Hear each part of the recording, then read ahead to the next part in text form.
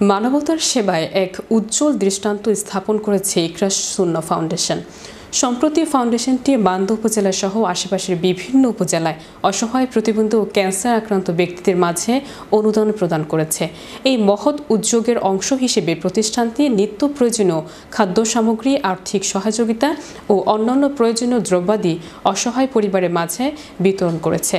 বিশেষ করে ক্যান্সার আক্রান্ত ব্যক্তি ও প্রতিবন্ধীদের পাশে দাঁড়িয়ে প্রতিষ্ঠানটি তাদের প্রতি যে সহানুভূতি প্রকাশ করেছে তা সবার হৃদয় ছুঁয়ে গেছে। স্থানীয়রা জানান, ইকরা সুন্নাহ ফাউন্ডেশন শুধু একটি সংগঠন নয়, এটি এখন একটি ভরসার নাম হয়ে উঠেছে। দুঃসময়ে যখন অনেকেই মুখ ফিরিয়ে নেয়, তখন এই ফাউন্ডেশনের প্রতিষ্ঠাতা ও চেয়ারম্যান সৌদি প্রবাসী আব্দুল্লাহ মতিন মৃধা নিঃস্বার্থভাবে মানুষের পাশে দাঁড়িয়ে সত্যিকারের মানবতার পরিচয় দিয়েছে। ইকরা সুন্নাহ ফাউন্ডেশনের প্রতিষ্ঠাতা ও চেয়ারম্যান সৌদি প্রবাসী আব্দুল মতিন মৃধা বলেন, ইকরা সুন্নাহ ফাউন্ডেশন সবসময় চেষ্টা করে সমাজের অসহায় লোকজনকে সাহায্য সহযোগিতা করার। আমরা বিভিন্নভাবে বিভিন্ন এলাকা থেকে এতিম, দরিদ্র, অসহায় লোকের পাশে দাঁড়াতে চেষ্টা করি।